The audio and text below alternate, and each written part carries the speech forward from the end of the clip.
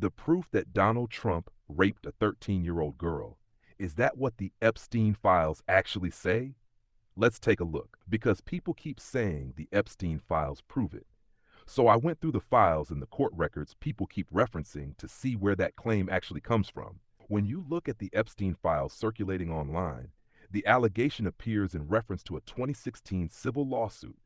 The files mention it because they summarize that lawsuit and the allegations connected to Jeffrey Epstein. That lawsuit was filed under the pseudonym Katie Johnson. In it, the plaintiff accused Donald Trump and Jeffrey Epstein of assaulting her in 1994 when she was 13.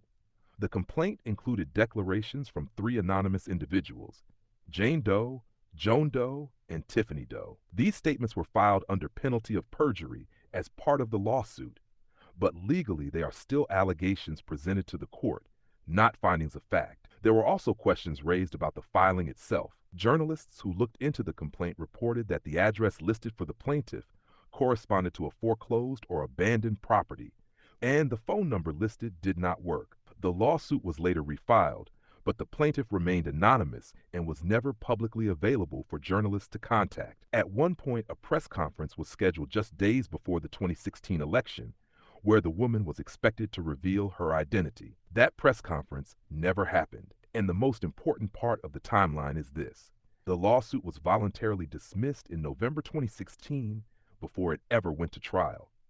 Because the case ended there, no judge or jury examined the evidence, no witnesses were cross-examined, and no legal ruling was ever made on the allegation. There's also a Daily Mail article discussing the same lawsuit and questioning the credibility of the claim. But regardless of media coverage, the legal record shows the same thing.